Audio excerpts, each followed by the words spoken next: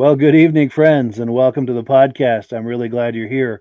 We are here tonight with our good friend Midge Rosebrook, who I'm sure is a very familiar face to you. He's a good friend of mine and probably a good friend of yours as well. And if not, he soon will be after tonight. Um, and Midge, what are we here to talk about tonight? We're here to talk about the beginnings of snowmobiling in New England. Yes. Pretty much. Yes. In many ways, the The very epicenter of early that days. was Lancaster, New Hampshire. Yeah. For a lot of things, a lot of firsts in Lancaster, New Hampshire. Yeah. The first town in the United States to get the Revolutionary Bombardier Skidoo. Yes. December 4th, 1959. And that's when the first Skidoo was imported to Lancaster. Very first Skidoo come across the border, delivered to Timberland Machines Incorporated, which is a company that was based out of Ontario. And the store's manager, Bob Bottoms, who was also from Ontario, came down. They wanted to do another branch store somewhere in New England. And Bob did a lot of research. He came through and he checked out Berlin. He checked out a couple of sites in Maine, Vermont, and he ended up choosing Lancaster as because of the central location for logging back then. And Lancaster was also the county seat, which helped as far as doing, businesses and things like that. So, yes. And they sold Bombardier logging equipment.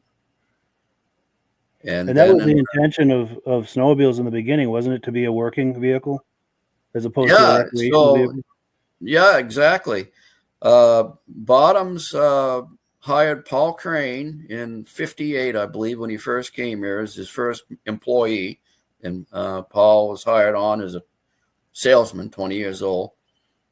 And shortly after that, J. Armin Bombardier invited Bob Bottoms to Valcourt to test this little over-the-snow vehicle that he had designed for trapping and large logging operations. And he said he thinks it might replace the sled dog. So it was basically, he designed it as a working vehicle. So Bottoms and Crane went up there to check this out, and they gave the green light to Paul to test the thing out. So Paul jumps onto it, drives it up and down the road there at Valcourt, because back then it was a gravel road in Valcourt. That is a pretty small, tiny town, sure. Rural town in Canada at the time. And so Bottoms, the genius that he was just a pure. He had a business head, and he saw dollar signs. I think when he saw that little sled going, this is going to be a recreational boom. Sure, in the and future. That it was. Yeah, I think he saw that. So he ordered one. He says, "Yeah, we'll take one." And the damn thing sat around the shop for about a year. And because of the price, I think the price was like $900. And this was in 1959, 1960. That's a little spendy, yeah. Well, boy, I mean, you could buy a new pickup for that back then, Sure.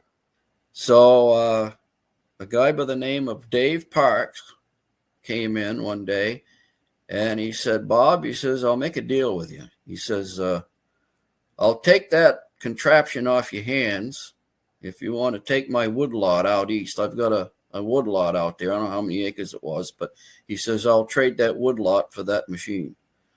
And Bob was trying to get rid of it, so he took him up on it. And they traded the very first Skidoo that came into the United States for a wood lot. The only way he could get rid of it. So the first Skidoo that came to the U.S. was traded for a wood lot. Was traded to get rid of it. Yeah, wow. To get rid of it.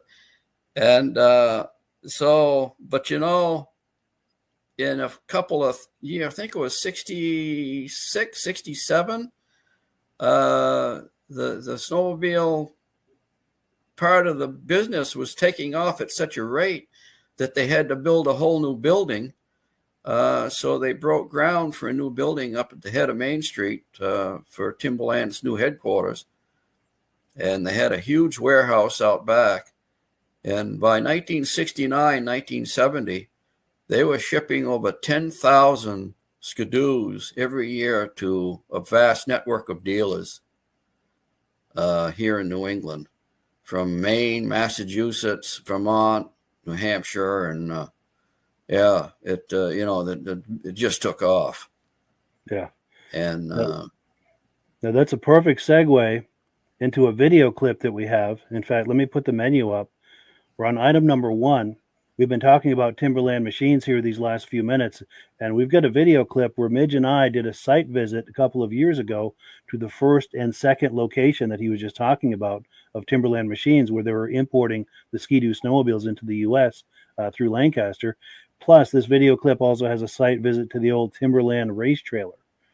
So let me get that queued up. We'll take a look at that, and I'm going to encourage our viewers to please make comments, questions. If you have questions about anything you're looking at or comments, please leave them in the comment section and we'll take a look at them. We've got comments coming in already. After the video here, we'll take a look. But yeah, let's take a look at this video clip real quick and have a look at some of the first sites associated with the Ski-Doo snowmobile. This is the original site of the old Sherman Motors building that was purchased by Timberland Machines back in 1958. They sold Bombardier products from Ontario, Canada, and they needed a branch store in New England.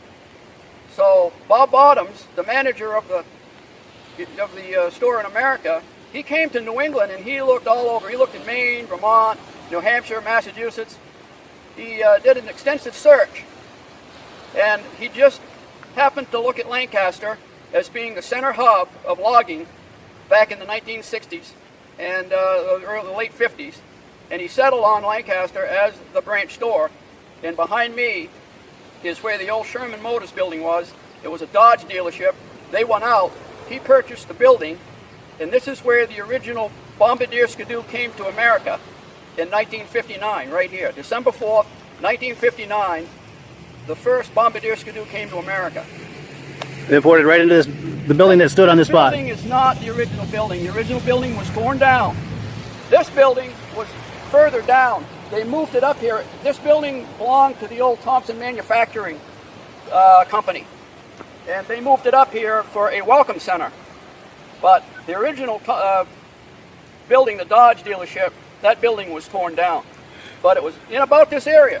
You said it was at a different angle, huh? It was a different angle. It was more like here, and I think it was more this way, because there were some sheds to my left.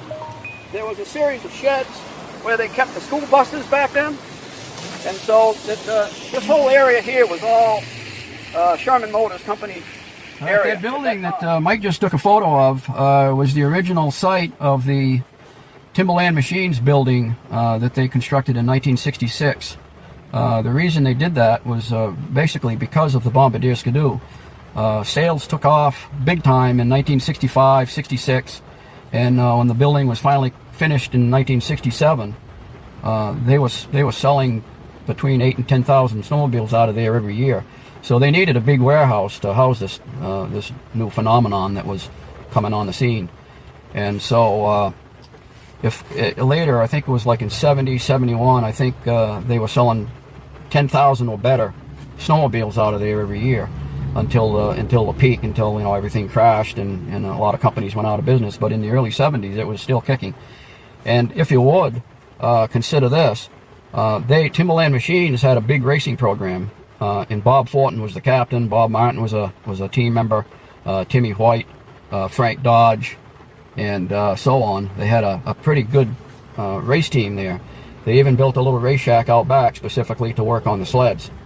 And the story was that Bob Bottoms would take $100 off in each crate that they were putting out of there. He would take $100 from each sale of the sled and putting it towards the race program. So you're looking at $100,000 race program. That adds up fast. And $100,000 back in 1970 and 71 was a huge amount of money. So you can see why Timberland Machines did so well on the racetrack was because they had a lot of funding behind them, and Bob Fortin was getting paid a salary, plus he could make anything that he made on the racetrack he could keep. So he was taking home $1,000, $1,500, sometimes $2,000 on a weekend from his winnings, and he didn't have to pay for any of the parts because Timberland Machines racing program furnished him. He could go to the stock room and grab a cylinder and piston and whatever whatever he needed to win races with. So it was an unbelievable program, and it put Lancaster on the map big time, because everywhere Timberland Machines raced, they had Lancaster, New Hampshire was Timberland Machines on the side of their race van, and the 45-foot box, and that was an incredible time period, really, back then. Yeah. To have our town be so well represented by a snowmobile race team. Yeah, for sure. Is there a picture of that truck and trailer anywhere? Do you know?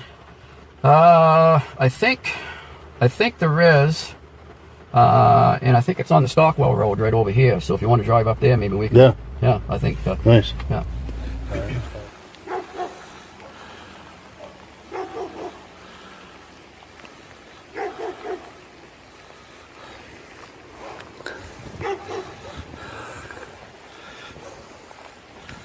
Yeah, I can't tell. There's not enough scratched away to be able to tell. Are there graphics on the other side too? Yeah, faded. Worse. Way Worse? Okay, this is the good side? Yeah, this is the better side. Because that side, the sun hits it. Oh, sure, yeah. Oh, yeah, and then you get the post and the, yeah.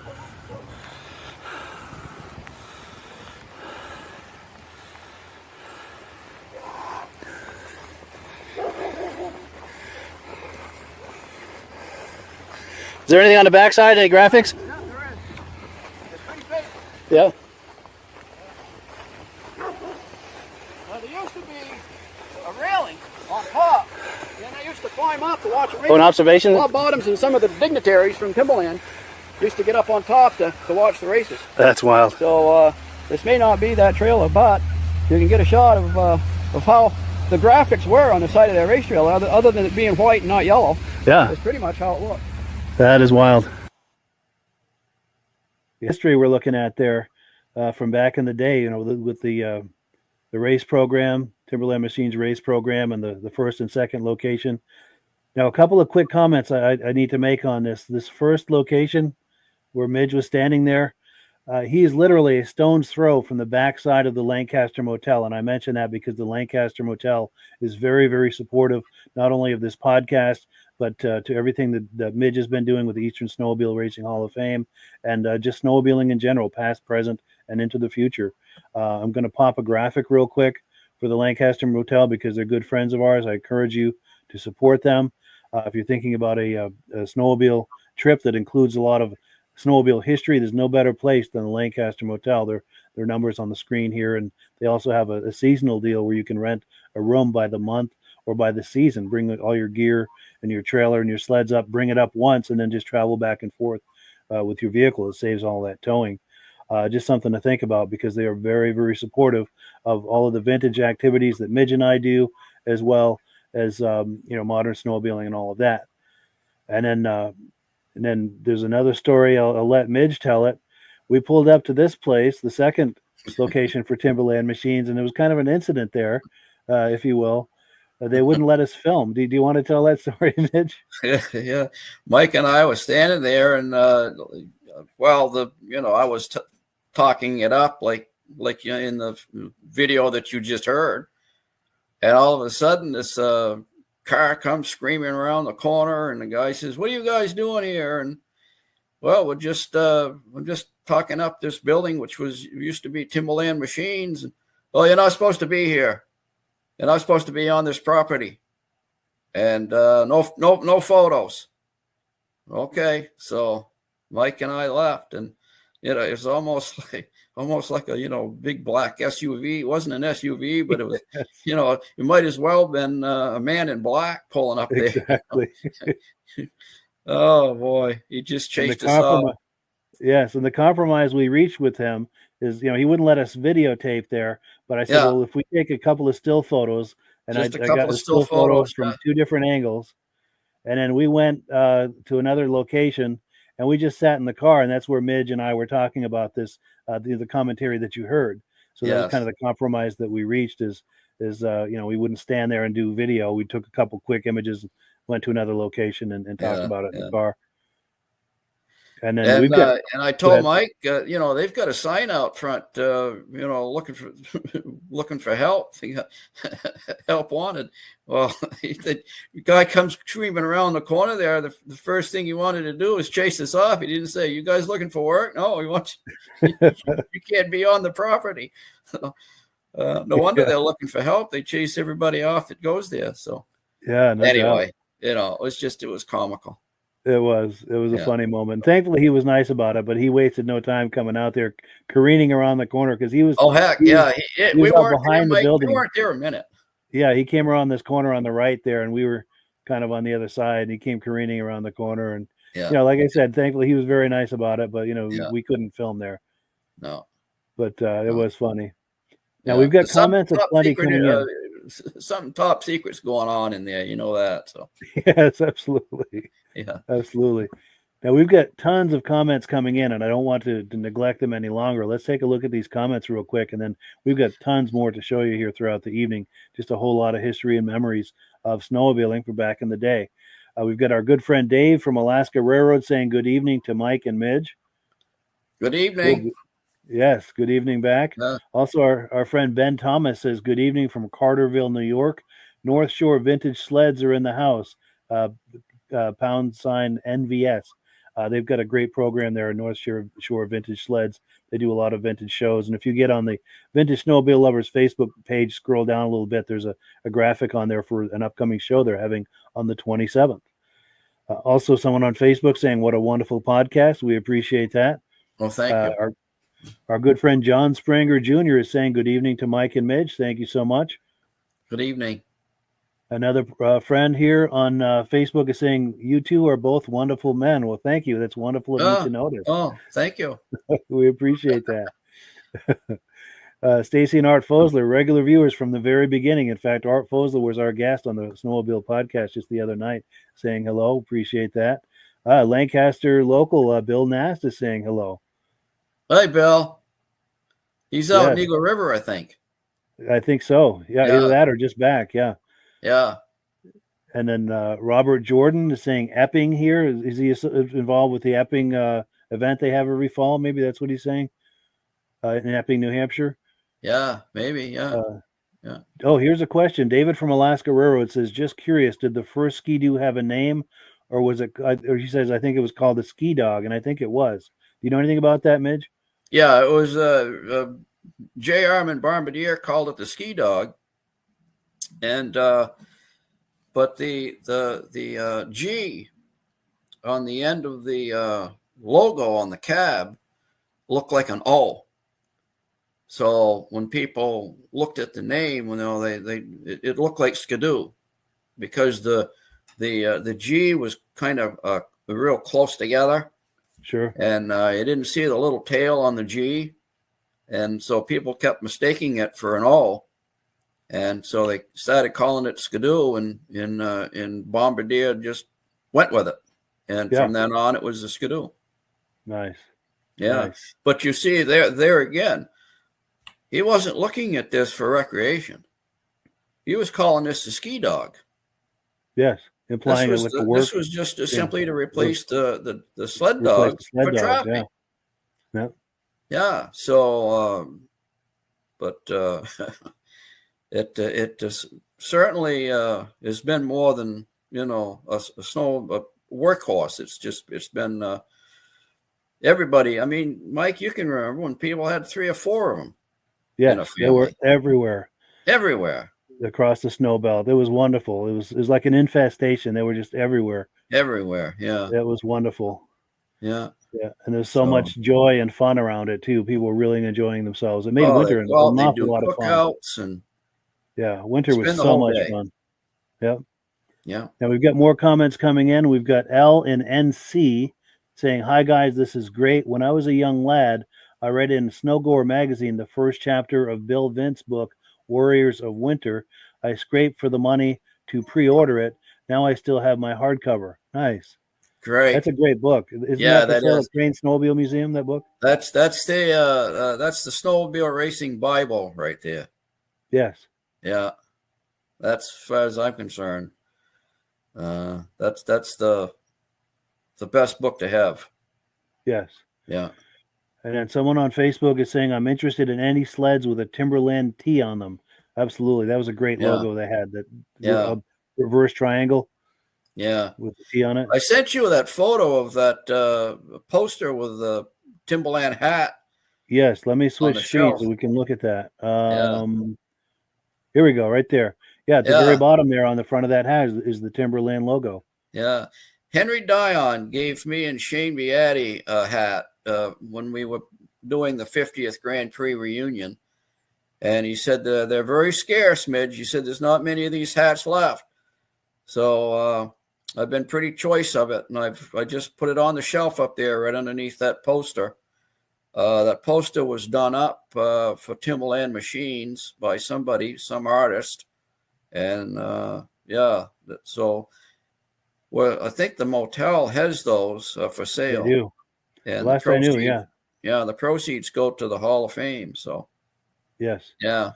I'm not sure what they're getting for them, but I'm not sure either, but it's reasonable. It's not crazy money. Not crazy money, but it's a nice poster. It is. And yeah. we were at one time the snowmobile capital of the world. Now Eagle River has probably taken that away from us, and rightly so. I mean, Eagle River is the granddaddy, but before Eagle Lancaster River, got there first. we were first. We were racing in 62, 63, 64. We even beat Eagle River by 1 week in 1964 when they first started. Yeah, they raced a week after the 64 Grand Prix. Sure. So, yeah, their first race. Sure. Yeah. Now, we've still got comments coming in. We've got our good friend Reese Fleury saying, good evening, gentlemen. Appreciate that. Someone else saying good evening. Here we go. Someone was saying, I was in Lancaster last July. Oh, this is John Spranger Jr. He went by Crane Snowmobile Museum. He said, luckily, Paul Crane came up and talked to him, and they had a great visit. Paul said that Midge was out of town, but maybe next time he'll have a chance to meet you, Midge. John Spranger, absolutely. Yeah. And I think you and John have been introduced on Facebook, too. I recognize all these names that have been popping up. These guys are very loyal to this podcast, and we appreciate that. We very much do. Yes. Yeah. And someone else saying good evening to Mike and Midge. We appreciate that. Kevin Culhane saying good evening to Mike and Midge. I thought it was at 9. Glad I checked. Yes, the Sunday podcasts are at 8. The Thursdays are at 9. Yeah. So yeah, sorry for the confusion on that, but that's how we do it.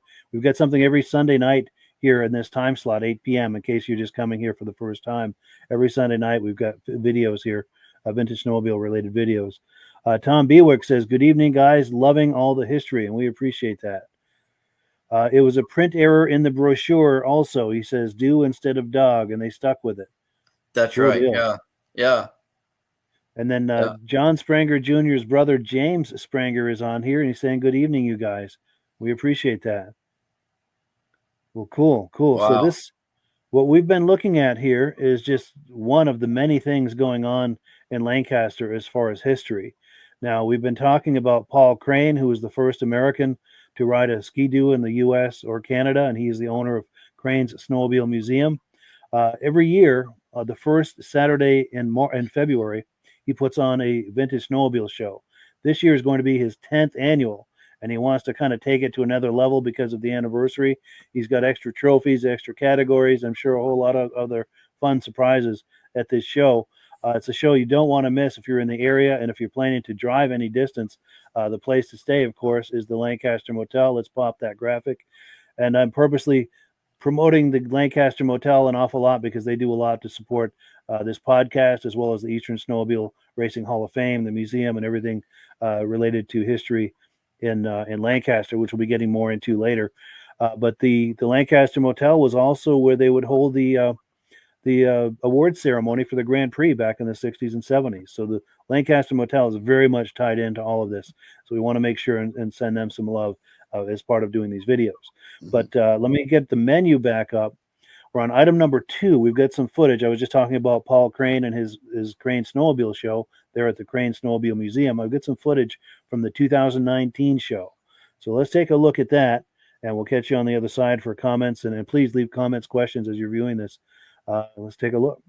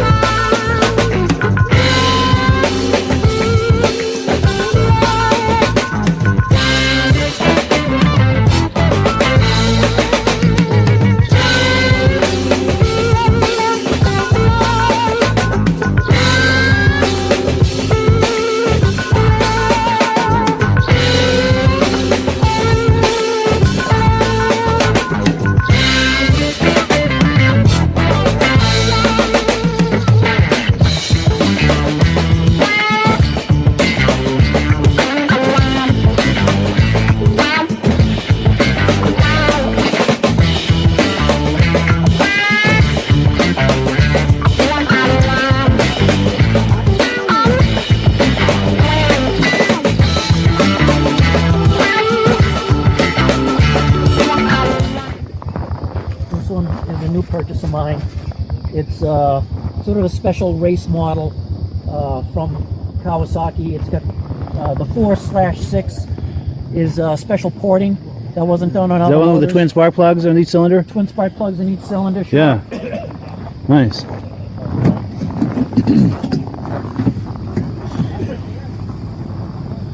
On the big The radiator. liquid cooled, yeah. So you got the twin spark plugs here, and the porting, which I have on that banner out front, Yeah. was very unusual. They're a very fast machine, and they like to run. They're not a machine, as I found out last week in a vintage ride. They're not the machine to be run slow Oh, really? on a trail. Yeah, they run very hot. Sure. But yeah, like most of the Kawasaki's, it's got the pop-up headlight, and it goes pretty good. This one here, as you said a little earlier, had the independent front suspension, and it was kind of unusual for its day. They had a whole line of Lizard sleds back in the early 80s, and the other ones were liquid cooled. This one here is a fan cooled 497, and it had that suspension, and it didn't sell well because it was heavy, and back then, even like today, they liked the light machines, and something with the liquid cools would obviously make them go faster. But this lasted for about 5 years, and then they discontinued it.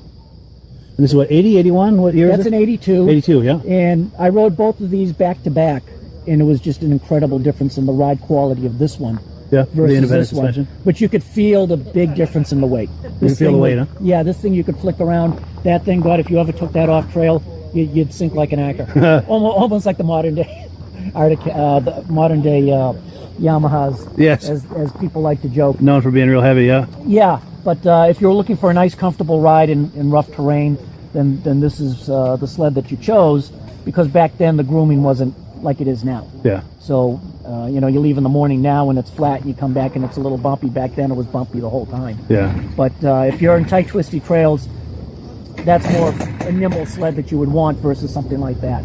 Sure. What was your name? My name's Mark. Mark, great. Where are you based out of? Andover, Massachusetts. There we go. Yeah, Crane Snowmobile Show at Crane Snowmobile Museum, and Midge, do you want it, that brown building behind us? Not only do you have all these sleds that exhibitors bring, you want to talk up what's going on inside that building? Yeah, Paul has recently purchased 3 new vintage sleds for the museum. one of which I think he said there was only 2 or 3 of them left in existence.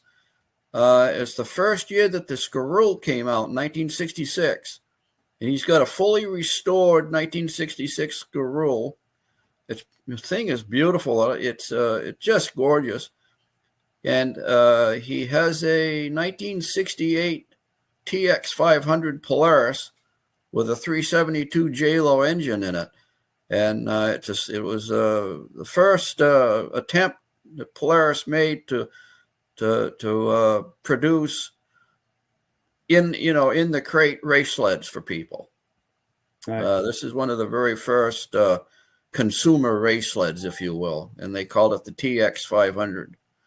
And it had one of them, I think, had an 800 or 744 twin, but this one has the 372. And he just recently went to Canada and purchased a 1962 Skidoo. Now, I'm not sure if it's restored. I think it might be restored, but I'm not sure about that. But I know he had to go up above Valcourt, and he picked it up here recently. So now I haven't seen that yet, but Sure. That's probably those 3 sleds are something that he just barely picked up recently. Nice. And that's not to forget his probably 100 sleds at least inside that building. Oh yeah, he's probably got 100, maybe 130, 140 sleds in there right now. Yeah. And that makes the crane show really special, because not only do you have all of these sleds that have been brought there that day by exhibitors, but there's another 100 sleds inside. So I mean, it's right. Double your pleasure, double your fun, if you will. Yeah. You get the sleds outside and the sleds inside, and of course they've got burgers and chili and things cooking inside. So you can have a place to get in and get warm. Yes. Where a lot of places, a lot of vintage shows during the winter like that, you don't really have a lot of places to maybe go in and get warm. Yes, you're outside the whole time. So cranes, the museum, you not only go in and get warm, now you're looking at 140 sleds in there. So yeah. So that makes it an extra special show as far as I'm concerned, Yeah, absolutely. Having it at the museum, because you've got all, like I said, you've got all of these sleds outside, plus another 100 plus inside. Yeah, like you're right on corridor 5. So if you wanted to go for a little snowmobile ride, you could. Yeah, just like this guy coming through here, he's going on the trail. Yeah. So if you can snowmobile to it, you can come by car. Yeah, and I want to plug the Lancaster Motel one more time, because that's just a 1 block away, walking distance from the Lancaster Motel. Yeah. So if you want to come for the weekend to book some trail riding, plan some trail riding, and attend the show, you can do it all from the Lancaster Motel. It's just a short walk, and there's plenty of parking for trailers and everything, and for your sleds. You can ride right from your door on Corridor Trail 5. And the Lancaster Motel was the original headquarters of the Lancaster Grand Prix. Yes. Yeah. And they had where they passed out the trophies. That's where, I mean, you hear names like Bob Eastman, Gilles Villeneuve, Yvon Duhamel. Those guys stayed at the Lancaster Motel. I mean, there's so much history that's going in and around that. It's just a famous building for snowmobile racing back then, was the Lancaster Motel. For sure. In fact, this is right where the media bar is now, where Gilles Villeneuve is getting an award. Yeah, that's Gilles right there, and Alvin Whitey Leonard, who was the chief of police in Lancaster, and he was also the Grand Prix chairman that year. Yes. Yeah. So the nice thing is, as a snowmobile enthusiast like you and I are, we can go stand in that very spot that Gilles Villeneuve stood. Yeah. Yeah. Yeah. I wish I knew which room he stayed at. It'd be kind of cool to, if you wanted to rent a room, say, I want to stay at the Gilles Villeneuve room today. Exactly. And I know we've looked into that, and the original owners don't have record of it, and the current owners don't, and that's really unfortunate, because that would be a blast, to be able to stay in the room where Gilles Villeneuve stayed, or Bob Eastman. Yeah. That would just be something else. I don't know how. In fact, let's put this to our viewers. How would you feel if they just picked a room? Yeah. And knowing this, I mean, disclosing this, but saying they pick a room, that this is the Gilles Villeneuve room, this other room is the Bob Eastman room, and just have maybe some images in there or something to kind of commemorate that. Yeah, that'd be cool. And then disclosing, that we don't know for sure that this is the room they stayed in, Yeah, but they did stay at this motel. that's So right. as viewers, how do you guys feel about that? Does that make it special in some ways? Or is that is that crossing the line? But I would think it would be cool, if there's some images in there, and maybe maybe a little plaque with some information about Bob Eastman and about Gilles Villeneuve and some of the other big name racers that stayed at that motel, and just kind of have a little room dedicated to them. Yeah. Yeah. Larry Colton raced here. Davey Thompson, if you're an Attic Cat fan. Big names. Jim Adama raced here. The Trapp brothers raced here. Yeah, so many big names. Big names. Yes. There were 10 or 12 45-foot tractor trailers lined up on the backstretch at one time at the Grand Prix. All factory tractor trailers. That's amazing. Yeah. It was the place back in the day for sure. Yeah. Oh, and we have comments coming in here. Let's see if we've got answers to our question about the idea of the rooms. Jim Gauchione says, "Good evening. Always great to see you, gentlemen. Thank you so much." And then Ben Thomas says, "Yes, dedicate rooms." And, and as far as I'm concerned, as long as we disclose that, it's not being dishonest, but they did stay at that motel. Yeah, that's exactly right.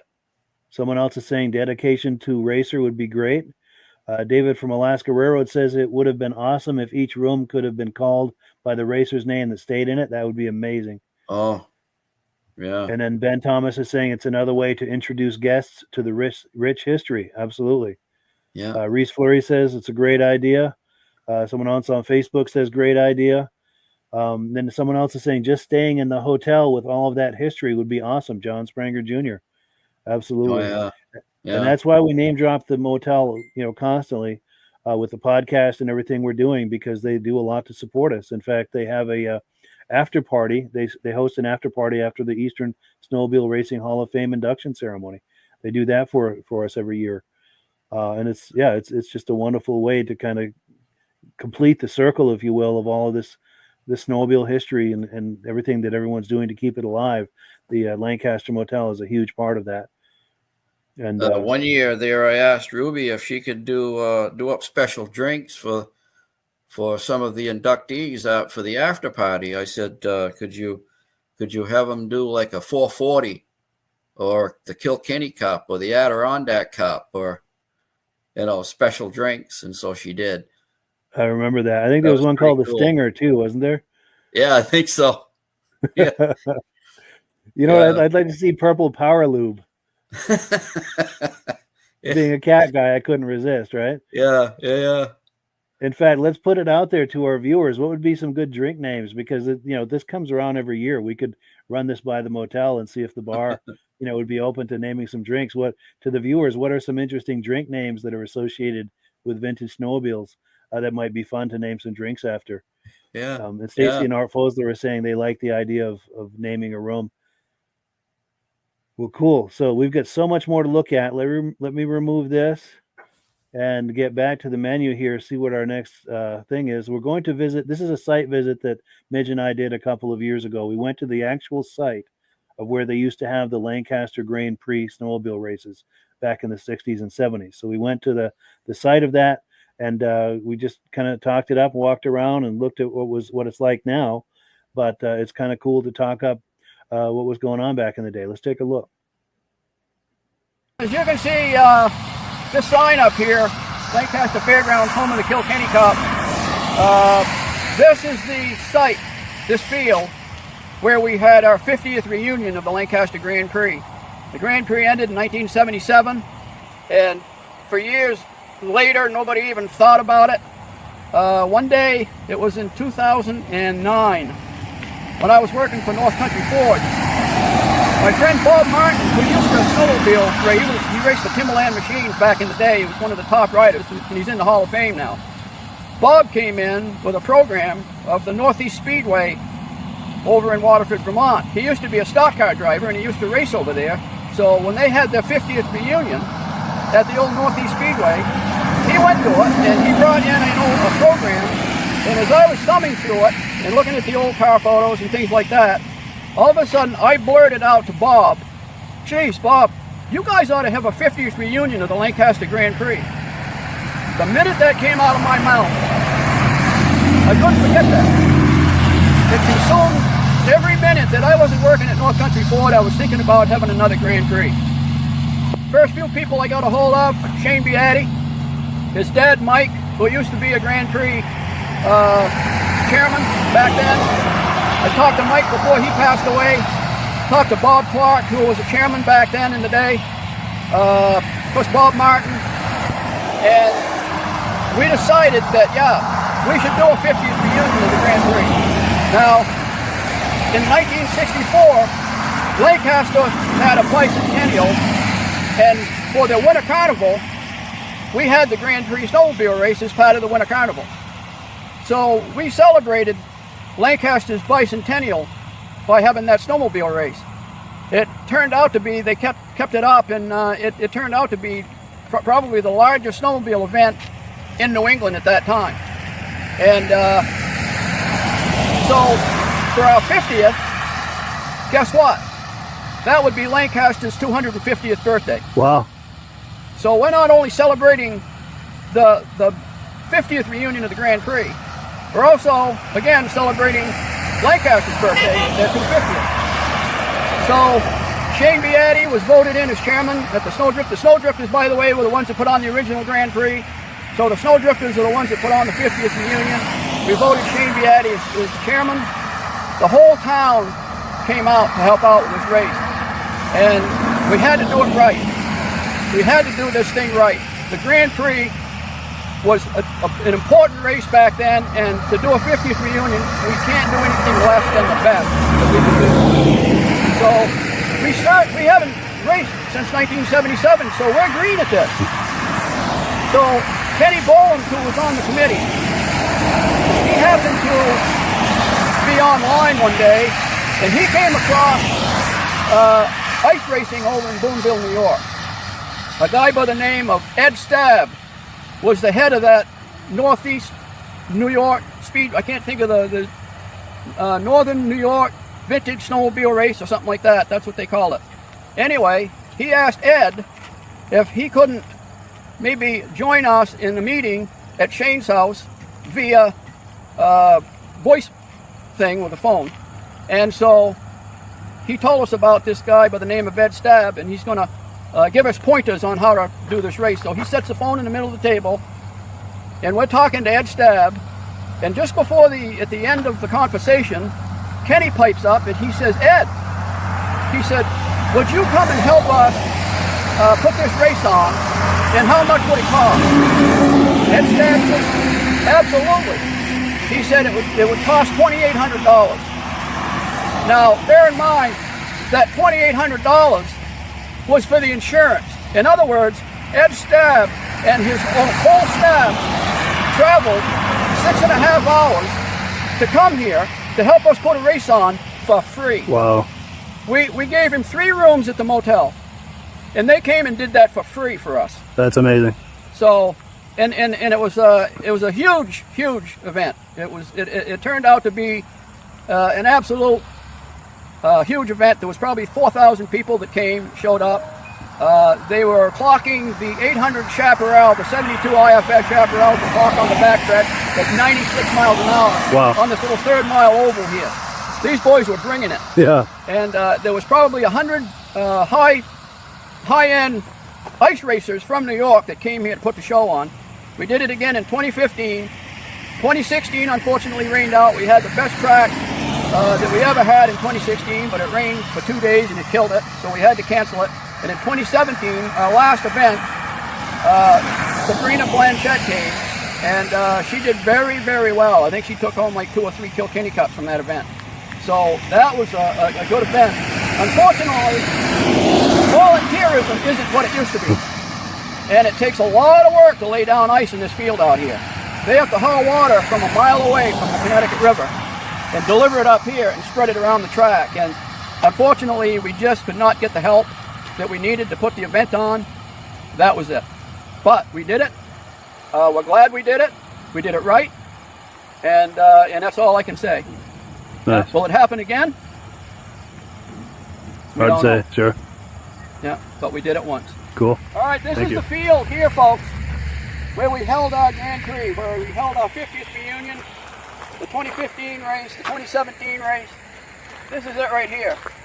And when Shane said that the Fair Association was going to allow us to use the field across the road from the fairgrounds, because the original Grand Prix was held over there on the old half-mile horse track in front of the grandstand. But that is all cut up nowadays. There's too much going on over there. The track is gone. It's being used up, so there's no way we could hold it over there. It was unsafe in the day that they had it over there anyway, and the reason they had to move it further north was because of the safety. However, this field wasn't, this was woods back then, and they went and took a bulldozer and they opened this all up and for more parking for the fairgrounds. So, when Shane Beatty said that the fairgrounds would let him use this field for the Grand Prix race, I'm thinking, boy, I don't think that field is big enough. But then I came up on a Sunday in 2015 to man the booth in the commercial hall advertising for the 50th reunion of the Grand Prix. I came up, I had my little Jeep, and they sent me down here. And the place was packed, so they sent me all the way back down to the end of the field. And honestly, I thought I was going to have to pack a lunch to get back to the road. It was so big. It doesn't look that big from the road, but let me tell you folks, it's a huge field. It goes all the way down to the tree line. There was plenty of room for a nice third-mile track out here. And the straightaway was long enough, so they were kicking up about 96 miles an hour. Wow. So yeah, they were sending it. That's cool. Yeah.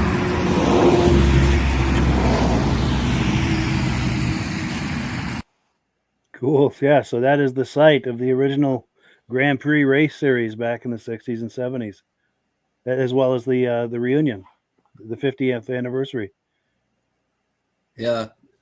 Yeah, that the Kilkenny Cup was introduced in '66 at the fairgrounds, and Bill Buckland, a local gentleman who worked for Timberland Machines at the time, his name was the first name to go on that cup.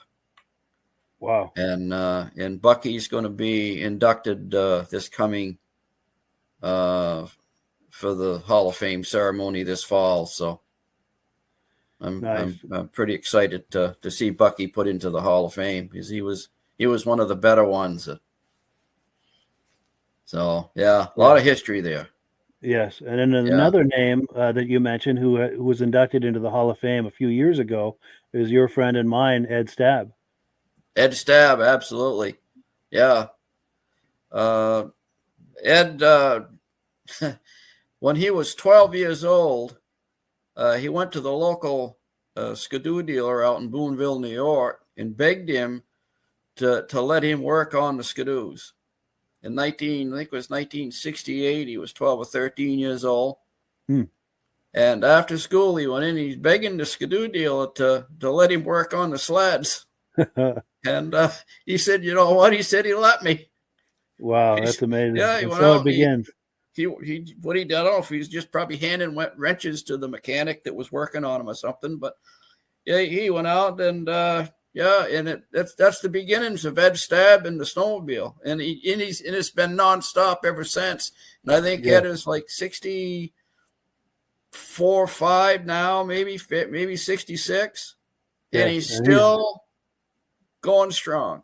And he's one of the top promoters of the East when it comes to snowmobile. I would say that Ed Stab is the top promoter. Yes. I don't think anybody comes close. I would agree. Yeah. In fact, the national event in 2002, I think it was, he organized that out in Old Forge, New York, and that was a very well-run show. Oh yeah, absolutely. And he helped put on our 2016 national show here in Lancaster. Yes. At the fairgrounds. Yeah. Anytime Ed Stab has anything to do with snowmobile vintage shows or snowmobile racing, they tend to run a lot more smoother. Yes. The attention to detail is very impressive. He just He knows what he's doing. Yeah, and he's been That's doing all it for a he's ever long done. time, and he's really good. He's got it down. Oh, yeah. And the Yeah. other question I wanted to ask you about this Grand Prix, before it was the Grand Prix, what was the name of it? And also, what was that considered some of the earliest racing in New England? Yeah, I think Lancaster held the very first snowmobile race this side of Lake Ontario. Wow. Of course, out in the Midwest, when Polaris, the rear engine snowmobiles, Polaris and Arctic Cat, I think they held some small races out there in the Midwest before that. Mm-hmm. I would almost guarantee they probably did. Sure. But as far as the East, I think I'm quite sure Lancaster was the first town to put on a snowmobile race, and they did so in 1962, and then again in 63, and we called it the motorized toboggan races. Sure. And then in 1964, the race was going to be a side event for Lancaster's 200th anniversary. Mm-hmm. So they decided to up the name game a little bit and give it a fancier name. So they came up with the Grand Prix. Nice. So nice. that stuck. Yeah. Good. Now we've got comments coming in. Did you have more to add to that thought, or? No, I think that's about all I have. All right. Yeah. So we've got comments coming in. Let's take some comments. We've got some good drink names here. Someone on Facebook is saying the Blizzard. Excellent name. Absolutely. Oh, and I got to love this one. Amsoil Ale. Goes down nice and easy. I hope Rob is watching. Yes, I hope he's watching, definitely. And then here we go. The Wizard Blizzard drink. John Spranger Jr. That's a good one. Absolutely. And then you just noticed the Ski-Doo on the sign. He loves it. Reese, Kevin Culhane is saying. And Reese Fleury will know. Ed Stab is a great guy. Reese Fleury is out in upstate New York. I believe he knows him. And also we've got Pong by Atari Tim A saying good evening to all. Also another testimonial for Ed. Ben Thomas says Ed Stab is a great guy, a pillar in the vintage snowmobile community. I second that. A pillar is a good analogy for him. That's a great way to put it. Absolutely. Yeah, a true treasure. Yeah, and good friend to you, me, and a lot of us. Yes. I couldn't ask for a better friend either. No. Yeah. So I'm going to. And we'll see Ed at the show. Oh, he's at Cranes? Yeah. So if anybody wants to meet Ed Stab in person, Ed said that he was going to be at Paul's show. It would be worth a trip just for that. Yeah, absolutely. I'm looking forward to seeing him. He was there last year. Yeah. And it'd be wonderful to see him again this year. He's a wonderful guy. I can't wait to see him. Yeah. Yeah. He lives and breathes the sport. He does. Yeah. There's no one with a greater passion for it. Nobody. Not me, not you, nobody. That's true. Yeah. It's in his veins. Yeah. Yeah. So next up, we're going to look at an induction from the Eastern Snowmobile Racing Hall of Fame. And interestingly enough, sitting with us tonight is none other than the founder of the Eastern Snowmobile Racing Hall of Fame. We're going to be looking at an induction of Judy Rinaldi. Before we do, though, Midge, do you want to talk up the Hall of Fame a little bit and a few comments about Judy? Yeah. Of course, the Hall of Fame, we started in 2016, Paul and I, and our first induction was in 2017. And I think we have about 32 people on the wall now. Yeah. Maybe more. 32 seems to be coming to my mind. And Judy, I think we inducted Judy in 2020, was it? 2020, yep. I think so. Yeah, and she was the first lady to be honored in the Snowmobile Hall of Fame, the Eastern Snowmobile Hall of Fame. And rightly so. I think people can agree that she was probably the top female snowmobile racer in the country. Absolutely. Didn't she have something like 10 world championships or something? She won 10 world championships. 10, yeah.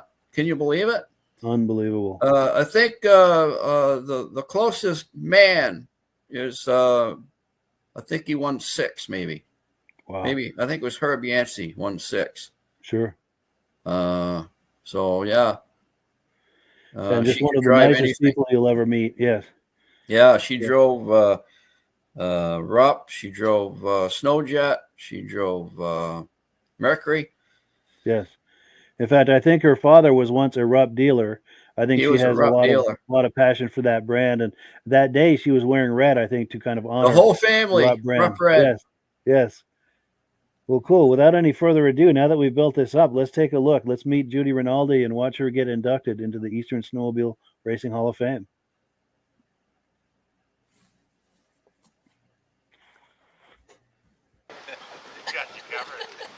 The next inductee is Miss Judy Rinaldi.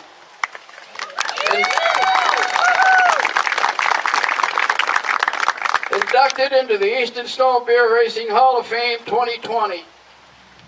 This is very short and sweet, folks, as far as the record goes. We wouldn't have we wouldn't have page enough to put down all of her wins and everything that she's done in her career. Claude Hebert had sent me this. It's a sort of a short and sweet written article about her career at one of those whiteout events over in New York. And when I saw that, I said, that'll be enough. That'll do it. And it's an amazing career. So I'm going to start. Judy began her racing career in 1973, and by 1980, she was considered by most to be the best woman racer in North America. She was only 17 when she set the women's land speed record for snowmobiles at 72.4 miles an hour and nearly set the men's record of 94 miles an hour, but blew a piston 20 feet short of the finish line. Racing Rupp sleds from her father's dealership, Judy won 10 Snowmobile World Series championships. She was the youngest woman to win this title, and after her 9th championship, became the first man or woman to win 9 titles. From Warner's, New York, she also drove Mercury, Snowjet, Arctic Cat, and Skidoo sleds. On the very same day in 1980 that a USA Olympic hockey team beat the Soviet Union to advance to the gold medal round, Judy Rinaldi won the World Series of Snowmobile Racing in Waltham, Saskatchewan, Canada. Ladies and gentlemen, the great Judy Rinaldi is in the building.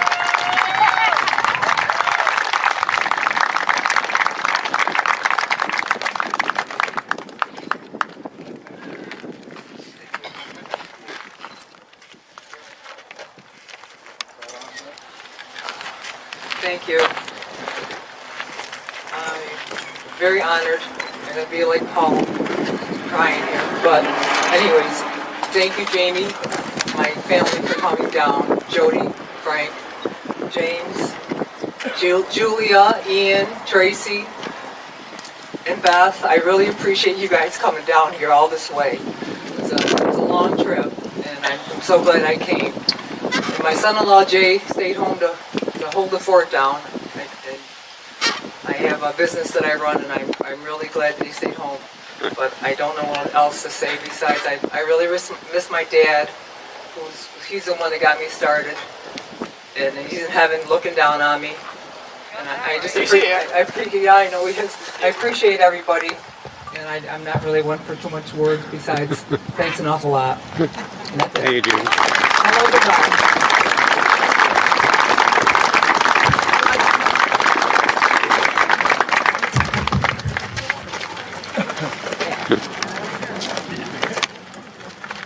Hold it up, Paul.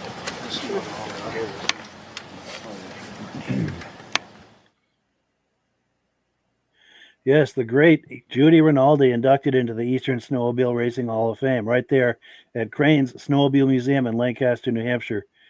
Yeah, it doesn't get better than that, does it? Well, I'm tearing up now over it. You know, stuff like that gets to me. Yes, me too.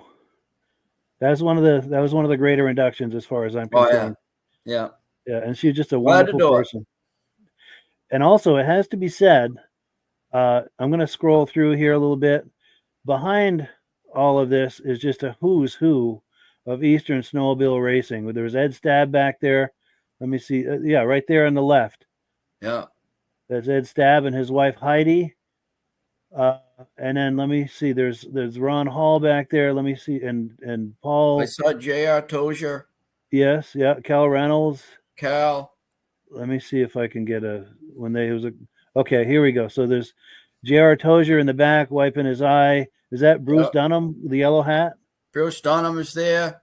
And Cal Reynolds in the yellow jacket. Bob Martin. Oh, okay, yeah. And Ron Hall. Yeah. Ron Hall. On the right is Paul Lamontagne. Yeah, there's Paul. Yeah. It's like a who's who of Eastern racing. Absolutely. And I have to say, and I've said this before, and I'll say it again, and I say it multiple times because it's really important. This event has had a surprising byproduct. I mean, it's wonderful we do this induction ceremony and recognize all of these racers and everything, but it's become a reunion kind of a situation for this Eastern snowmobile racing community. It's the only place, I think, for a lot of us to gather on a yearly basis, and a lot of inductees, past, present, and future, show up. Just for the social experience, because it's a social event to see all these people that they've raced with years past. And just personally, I find it's wonderful. I've become friends with many of these legendary racers, and that's just such an enriching thing in my life. It's just wonderful. Absolutely, Mike. And these people are so down to earth and so humble. Yes. But, you know, they raced each other for 10, 12, 15 years back then. They saw each other, you know, all weekend long. They might have even stayed with each other in the motels. When the motels were booked, they had to double up, triple up sometimes, you know, to have a place to sleep. Yeah. So, and they have a few drinks at the bar afterwards. And then when the snowmobile racing scene was over with, they went back to their day jobs, and for the next 40, 50 years, they lost touch. And it's like you say, it's a family reunion with these people now. They're making connections again with each other. Yes, and there's just so much joy, so many smiles, and so much joy at these events. And if any of this sounds interesting to you, please join us. What is it, September 10th, the next one? Yeah, I think so. Yeah, I've got a calendar here. Have to look, but I think that sounds right. Yeah, I've got a calendar. I'll have it in just a second. September 7th. September 7th. Saturday, Okay. Yeah. First Saturday in September. Okay. And I hope you will decide to join us. It's right there in Lancaster at Crane Snowmobile Museum. And the Lancaster Motel is just a short walk away. It's just a wonderful experience. Not only do you get to experience this ceremony and get to meet all of these legendary racers, but you're there at Crane Snowmobile Museum. You can go inside and check out all the sleds. Just checks so many boxes as far as snowmobile history. And just as a social experience, it's wonderful to meet all of these people. And like you said, it's very laid back. Everyone's very approachable. You can approach them for a photo or an autograph and visit with them, ask them questions about racing back in the day. And you can also be bystander, bystander to some absolutely amazing racing stories that are going around. That's right. Yeah, you know, and these folks aren't going to last forever. I mean, they're in their 80s now, mid 70s, mid 80s. The clock is ticking for all of us. We lost Bruce Dunham this last year. We lost Bob Clark. Yeah. So if you ever want to meet any of these legendary heroes, I would suggest you try to make a point to come, because, like I say, time's not on their side. It's not on my side. Yeah, for all of us, the clock is seriously ticking. Yeah. I hope you can decide to join us this year, September 7th, Saturday, September 7th. Book your room at the motel, the Lancaster Motel right now. because we booked that place solid most years. And I'm going to put the graphic on the screen again for the Lancaster Motel. Yeah. Yeah. And be sure and tell them, if you call them, be sure and tell them that you heard about it on the podcast, because they do a lot to support this podcast, and they would love to hear that that's where you heard about it. Yeah. So I'm going to remove this. We've got plenty more to come, folks. We're just getting warmed up. We're on item number 4. No, I'm sorry, item number 5. After the ceremony, we had an after party at the Lancaster Motel. And at the after party every year, I try to catch up with all of the inductees for an interview. And thankfully, I was able to catch up with Judy for an interview. Let me cue that up here, and we'll take a look right here. My name is Judy Rinaldi, and I was very honored to be inducted into the Hall of Fame today. My whole family actually came down today. My daughter and my grandson and my granddaughter and a bunch of friends and 2 of my cousins. So I definitely had a great time. I don't really know what else to say besides being very honored. Saw a whole bunch of my old friends. Diane Baker, who was a really good friend of mine, was here today. And that's about all I really have to say. I don't really say a lot. That's all right. Do you have any thoughts about maybe some of the favorite sleds that you rode, or favorite racing locations, or favorite specific races, or any stories about races that stand out? There's one particular race where something happened that stands out, or... I think when we were in Saskatchewan up in Canada, I remember going into the feature and then pulled the sled out to run the final race, and they forgot to put the carbides on the sled. Uh-oh. I was in panic mode. Yeah. Because they actually waited for me to put the carbides on to race the... Oh, they waited for you. They waited for me, yeah. So that was one of the things I remember that was very tense. Yeah, no doubt. Other than that, my dad was my biggest hero in the whole world. Yeah. I lost him back in 1978 of a heart attack. Oh, no. But I have a watch that my cousin made. It's absolutely, absolutely gorgeous. Oh, and it's a photo of your dad. Oh, boy. It's Of you and your dad. Oh, let me get the good angle. There we go. That's better. Yeah, that's beautiful. Thank you. Yeah, you'll keep that forever. He was my hero. Yeah. Now, was he into racing as well? Is that how you got into it? Is through him, or? He used to sell abrupt snowmobiles. Yeah. And so we started, he had a couple on the show. We had a little barn shop down where we live, and he threw a snowmobile in the back of his pickup truck, and we just went down to Honeyoke, Pennsylvania, and I raced the race down there and won it. That's how we got started. So, and then after that, I just fell in love with the sport. My father actually fell in love with the sport, and I kind of fell in love with it because he was in love with it. Nice. So, nice. Yeah, he was a great, great man. Everybody loved him. Sure. So, any thoughts about ROP? Is that why you're wearing red today? Is that kind of to honor the brand? Or? Yes, my father loved ROP. And Paul Lamonte, he's a great man. Today he was inducted too. Yes. Yes. Yeah, he was a ROP rider for a while, wasn't he? Yep, and I didn't really know him. Yeah. But today, had a chance to get to know him and visit with him a little. Yeah. Wonderful. And Elaine, his wife, so it was great. Well, good. So. Good. Well, thank you. Any final thoughts or anything else you can think of to add? Or I had a wonderful time. The people are wonderful, and snowmobile racing was definitely a big part of my life. My dad, like I say, I truly miss him, but my whole family came down today, so it really made up for it. Yeah, that's huge. It was big. Yeah. Well, thank you very much. Well, thank you for the invite. I appreciate it. Thank you.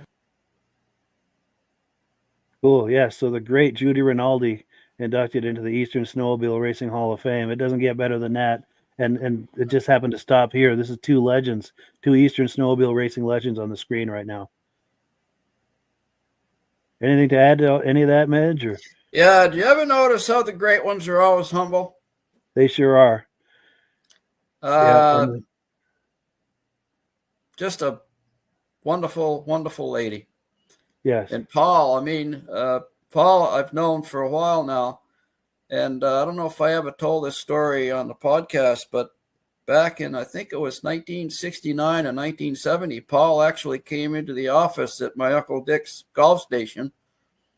Bob Fortin was in there, and I think Conrad Rollins was in there working on his sled, and Paul stuck his head in the office door, and I'm man, I was just starstruck. Yes. I mean, there was no bigger name in the East there for a while than Paul Lamontagne. And, for sure. you know, and I could see that he was about my size. And I'm thinking, wow, you know, yeah. So, and of course, now I've got to know Paul, and yeah, great people. Yeah, I think it's safe to say you and I have both become close friends with him. And in fact, here's a nice shot. I don't remember which year this was, but I think a couple of years ago. Yeah. Here, you and I standing here with some legendary racers, just having a wonderful time visiting and joking and laughing, and yeah, it just doesn't get better than that. To me, this image tells it all, you know. Oh yeah, yeah. Who would have ever guessed? I never would have guessed in a million years that I would be able to stand shoulder to shoulder with some of the greatest Eastern snowmobile racers in the history of the sport. Yes, yeah. And these two that you and I are hanging out with here are some of the greatest, the absolute greatest. Yeah. And it's wonderful to see them every year and hang out with them. And, yeah, it's a wonderful thing. Yeah. Oh, we've got comments coming in. Let's take a look here. Oh, here we go. Jim Holbrook wants to know, where did the name Kilkenny Cup come from? That's a good question. Yes, there's a township to the east of Lancaster called Kilkenny, and it's a charted town, but it's out in the mountains, so there's nobody lives there. It's an unpopulated township. Hmm. And so that name Kilkenny, and I think too they were going to have a Kilkenny ski area out there at one time, and Bob Bottoms was involved with that. It fell through, unfortunately, but I think that's where Bob Bottoms picked up that name Kilkenny, and that's what he called that cup, was the Kilkenny Cup, and that's where it came from. Yeah, that would explain it. Sure. Yeah. Sure. And then we've got Tim Bewick saying R5C. I think he's talking about the Corridor Trail 5. Is that what he's talking about there, do you think? That goes right through Lancaster and the Lancaster Motel. And Yes, yeah. That actually goes right beside the museum.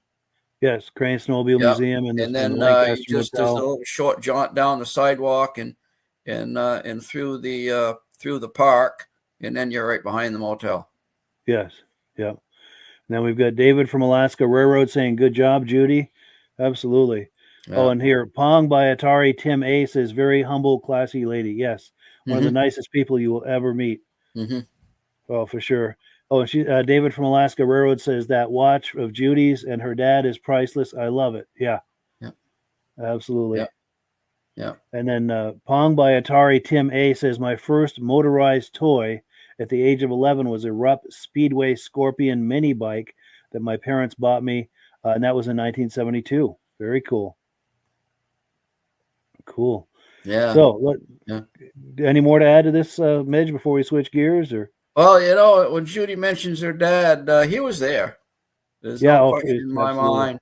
He was there with us in spirit, for sure. He was there watching her be inducted that day. Yes. And also a shout out and a thank you to the Lancaster Motel for hosting this after party. Oh, yes, yeah. Yeah, they really contribute a lot to all of these things we do in the way of vintage snowmobiling and modern snowmobiling, too. Yeah. They were the first. See, they called me. Ruby called me the minute they bought the place and wanted to know what they could do for the snowmobile crowd. That's amazing. Yeah, and they do a lot to support this podcast, and just really good friends too. By the way, very good friends. Yeah. Yes. The best. Yes. So we are on item number 6. We're going to go back to the bar at the Lancaster Motel, and we're going to talk about some Lancaster Grand Prix racing memories. We're going to hang out there right at the bar and talk about that. Let me cue that up. Right here.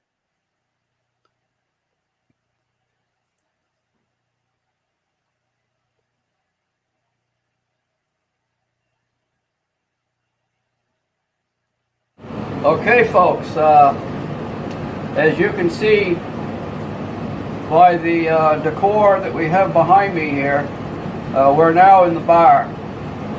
And this is where everyone ended up after racing. They raced handlebar to handlebar, trying to kill each other on the track all day long. Well, then they come in and sit elbow to elbow and buy each other drinks at night. And this is basically where it was at. Everywhere when you raced during the snow belt, they always ended up sitting at the bar, having a drink. Some of them maybe were back in the rooms.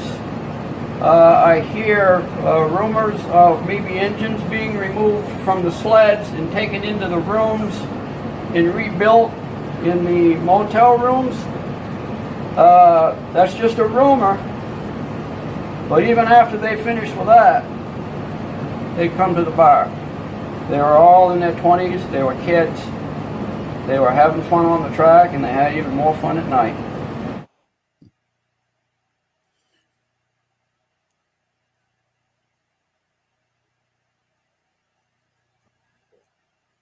Yeah, the Lancaster Motel, man, it doesn't get better than that. That's funny. And I have to say too, there's a hidden door, kind of a corridor. Let me see if I can find it. Right? Do you see that eye sign, the eye chart?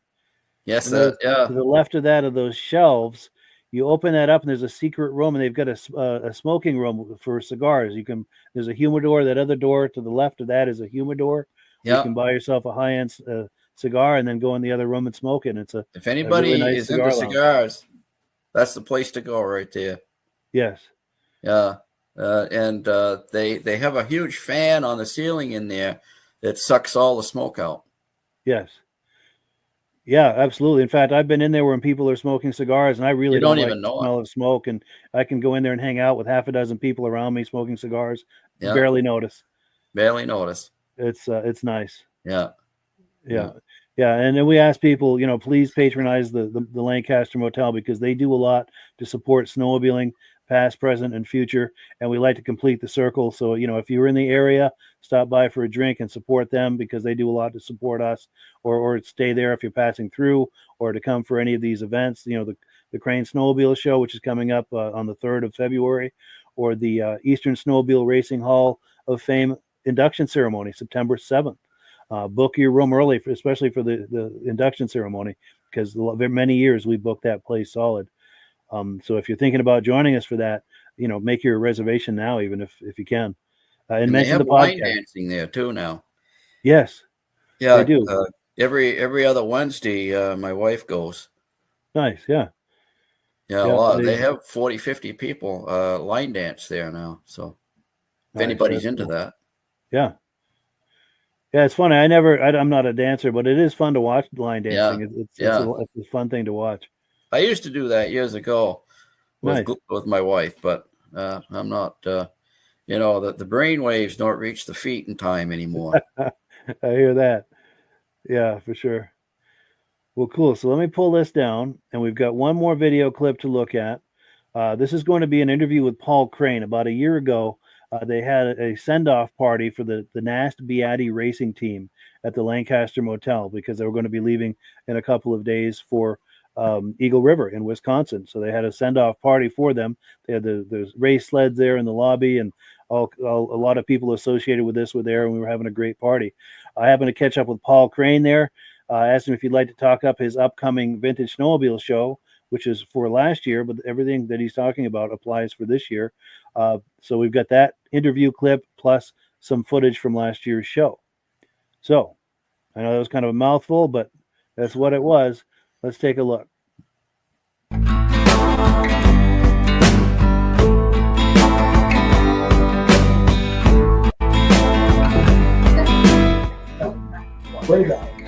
And we have Paul Crane here. How you doing tonight, Paul? Very good. Good. Did you have doing well? Thank you. In fact, this is a prime opportunity if you want to talk up your snowmobile show that's coming up in February. Yeah, February 4th, I have a show. Bring up, we're giving trophies away like we do every year, 7th year. And there's no pay entry fee or anything. Come into one of the classes. you're going to have to get one of those good trophies. Yeah, it's one of the nicer shows in northern New England, as far as I'm concerned. Yeah. That's February 4th.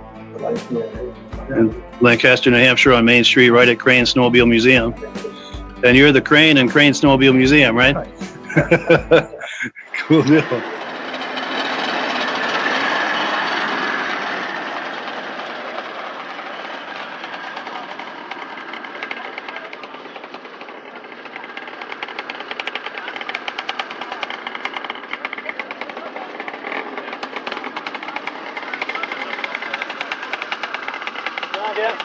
Good, you.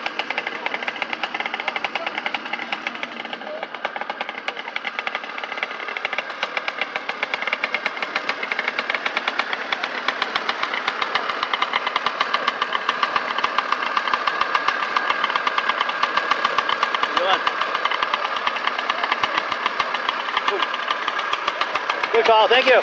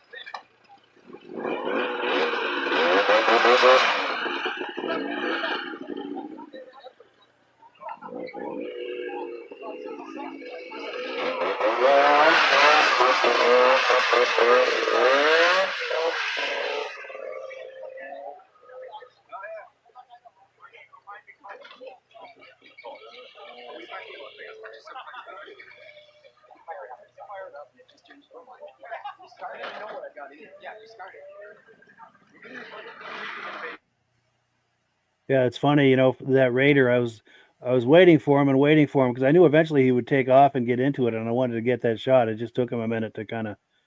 You don't often see those at the shows, but they're a very unique machine. Yes. And here's the graphic for Crane Snowmobile Museum. I hope you'll join us this year, February 3rd. It's just, I think, a weekend after next. It's a wonderful snowmobile show. I hope it's not as cold as it was last year, Mike. Me too. That was cold. Yeah. That was better. Oh, gee. Yeah. But one of the big sells with this show is, you know, you get all of the sleds that the exhibitors bring, and then you've got that big building behind with another 100+ sleds in there. Right. Crane Snowmobile Museum. That makes it a really special show. Right. And I have to mention right here, do you know this guy, Walt Selly? I'm not familiar with him, but he goes to a lot of the shows in northern Vermont and New Hampshire, and okay. his family, his sons usually go. He's got at least 3 sons that I know of, Aaron, Thane, and I think Paul, if I'm not mistaken. Then he's got grandchildren there and possibly great-grandchildren. And as a family, they've got a significant collection of sleds, and they do a lot of the older sleds, the antique sleds like these, and a lot of the rear-engine sleds. They've got a really impressive collection, and a lot of them they restore themselves, and it's really fun hanging out with them. I've always wanted to catch this gentleman here, Walt. He's in his 80s. I've always wanted to catch him for an interview, and if he's there at the Crane Show, I'd like to try to catch him for an interview. Yeah, I'll have to meet up with him too. Yeah, he's a wonderful guy. Yeah. Yeah. And that's some sled he's got there. Yes. Yeah. That's one of the very early Arctic Cats as far as front engine Arctic Cats go. Definitely. Yeah. Yeah. Yeah. And a lot of I'm trying to find these older sleds on the right are probably his family's. Yeah. I'm not sure exactly who, which one and who belongs to who, right. but they like those old, the rear engine sleds and the really early front engine sleds. It's a really nice collection, a nice collection, and they're nice people to talk to and hang out with. Yeah. And I've got another quick story. I want to find just the right spot. Now, you saw how vehicles and snow right here. See the trail riders going by? That's Corridor 5. Yeah, that's Corridor Trail 5. And as we're at the show, the Crane Snowmobile show, there's trail riders passing through, and they're saying, wow, look at all these old sleds. Yeah. Well, Jason Gibbs, your friend and mine, he usually brings a Polaris RXL to that show. Yes, he does. This one year, he had that idling, and he had it running and everything, and he got on it and took off. And as he's taking off, these trail riders are going by doing like double and triple takes. Like, what the heck was that? That RXL is one of the sexier sleds you'll ever see in your life. And that one too is a 440 triple. Yes, yeah. So she was making some noise. Yes, it's a very loud sled. Yeah, and you don't see sleds like that on the trail. So with these modern trail riders, seeing that go by, it's like, what was that? Yeah. So anyway, that's a story that I just had to tell. Yeah. But while I have this on the screen, Midge, any thoughts or reactions to anything we were looking at, or just thoughts in general about the Crane Show? Or well, it's like as you can see, there's probably 75, 80 sleds there.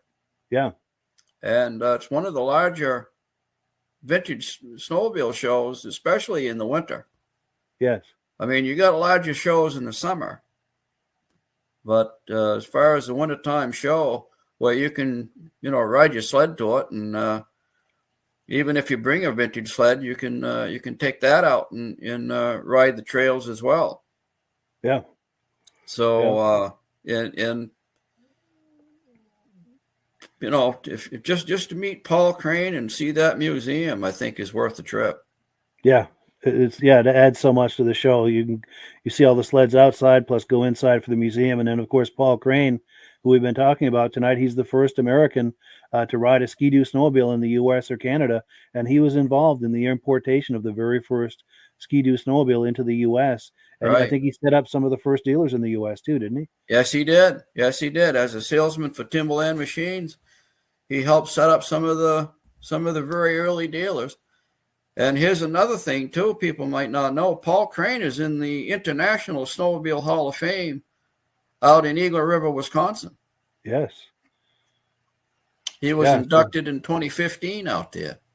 Yeah. So just to go and have a chance to visit with Paul Crane himself. Yes. For everything that he did for the snowmobile. Yeah, and he's the co-founder of your Eastern Snowmobile Racing Hall of Fame. Yeah. If I understand correctly, he was also one of the founders of the first snowmobile club in America. We didn't even talk about that tonight. He was a charter member of the Lancaster Snowdrifters, which is the oldest snowmobile club in America. He was there at the very first meeting. He and his wife, Marilyn. And was he not one of the organizers of the early Grand Prix? He was racing in New one of England? the people that helped put on the very first race in 1962. In 1963, when he was a member of the JCs, Bob Clark was one, Mike Beatty was one, Bill Doolin.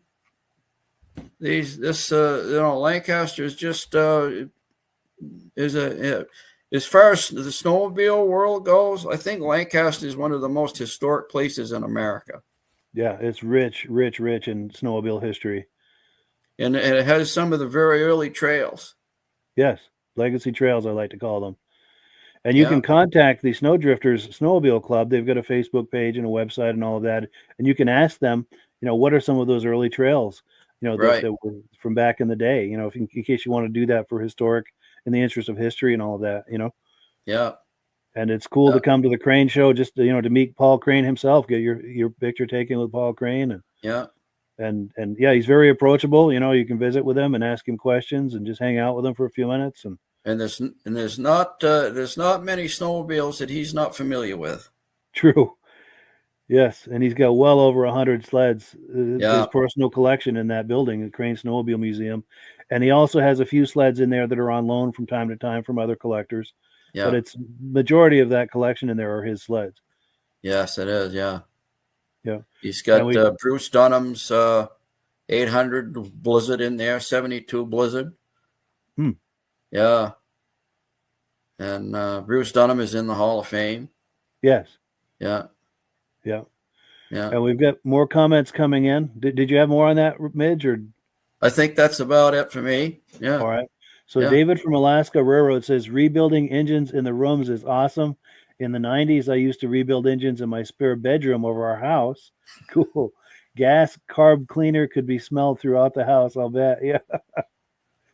Yeah. That is a cool story that they used to take the sleds or at least the engines into the rooms to rebuild overnight. And James Spranger says, another great show, Mike and Midge. Thank you so much, James. Looking forward to having John Spranger Jr. on the podcast in the very near future. Looking forward to that. That's going to be fun. That's actually he and both John Spranger Jr. and his brother James are both going to come on the podcast sometime next month in the very near future. Cool. Dave from Alaska Railroad says, great show, Mike and Midge. We appreciate that. Pong by Atari Tim A says, thanks from Michigan, and I'm so glad I found your channel. We're glad you found it too. We appreciate your supporting this. Reese Fleury says, same day as the whiteout here in New York. Yes. Oh, and here we go. Reese Fleury says, I remember Thane Selly. I haven't seen him in years. That was the Selly collection we were talking about. Let's see. Someone on Facebook says, thank you to Midge for sharing all of that wonderful history from Lancaster. John Spranger Jr. Cool deal. Let's see. Question for both Mike and Midge. Have either of you ever been to the Eagle River Museum? It's very awesome. I will be there in 3 weeks. I have not. Have you, Midge? No, I've never been out there. I would love to go out there and see that for sure. No, the furthest I've been is Boonville. Sure. Now, Mad Dog is saying some interesting history. Nice show tonight. Well, thank you so much. Yeah, we appreciate everyone joining us tonight. And yeah, this was an awful lot of fun. The good news is... you got to turn that on. Please. Oh, the light... You just turned the light out on me. There. Uh-oh. Okay. It's a sign. But where was I going with this? Oh, the good news is we've got enough footage to do this for another couple of Sunday nights at least, maybe even 3 more Sunday nights, at least 2 to 3 more. Because Midge and I are good friends. We get together every now and then and we go around Lancaster for these site visits like you've seen tonight, just gathering footage and stories and anecdotes, whatever we can find. And we've been sitting on this for a while just trying to figure out what and where and when, how we're going to do something with this. So this is a great way to do it. And we're having a blast doing it. And we're glad that you guys are having a good time doing this with us. So for the next few weeks on Sunday nights, 8 p.m., wherever you're viewing this, just circle back 1 week's time, 8 p.m. next Sunday night. The next Think of some questions to ask us too. Please. Yes. Yeah. Any kind of questions about the early days, especially about New England and Lancaster. And we've got a couple more comments. Here we go. Ben Thomas says, thank you for a great show. Appreciate hearing about all the history. Well, thank you. Reese Fleury says, great show, guys. Thank you. Well, cool. Yeah, this has been a wonderful time. Yeah. And we thank you for joining us. And any final thoughts, any parting thoughts, Midge, before we wind it down? Just stay tuned for the next couple of podcasts, and think of some questions you might want to ask us about the early days of snowmobiling and racing, and we'll try to answer them for you. Yes, and like I said, we're just getting started. We've got plenty more footage in the vault. And please consider joining us at the Crane Snowmobile Show, February the 3rd, Saturday after next. We would love to see you there. That show is an absolute blast. Yeah. Big And then, show. Of course, yes. And then, of course, Midge is the founder of the Eastern Snowmobile Racing Hall of Fame. They have an induction ceremony in Lancaster, New Hampshire at Crane Snowmobile Museum, first Saturday every September, which this year will be September 7th. Please think about joining us for that. And if you are thinking about joining us for that, book your room now at the Lancaster Motel. I'm trying to find the graphic because most years we book that place solid. So you want to book now if you're thinking about joining us. Here's another graphic with their number on there. Pardon me. And if you give them a call, please mention that you saw this on the podcast. Anytime you reach out to them, or if you show up there, just to show up at the bar for a drink or something, please mention the podcast. They would love to hear that because they do a lot to support the podcast and the Hall of Fame and Crane Snowmobile Museum and local trail riding and the list just goes on. They do a lot to support snowmobiling, and I'd like to encourage the snowmobiling community to complete the circle and do what you can to help support the Lancaster Motel. They do a lot to make all of this we're doing possible. And a couple last quick comments. Oh yes, Glenn Ford. I met in Old Forge a couple years ago. Says most enjoyable guys. Thank you so much. Pong by Atari Tim A says thank you to Mike and Midge. They appreciate it, and we appreciate all of you guys who are viewing. Yeah, and with that, this time I think we're really going to close it. But thank you so much for watching. Stay tuned for more of this next week, 8 p.m. Eastern time next Sunday night. And can't wait. All right. Have a good one, everybody. Take it easy. All right. See you, Mike. Take care. We'll talk to you. All right.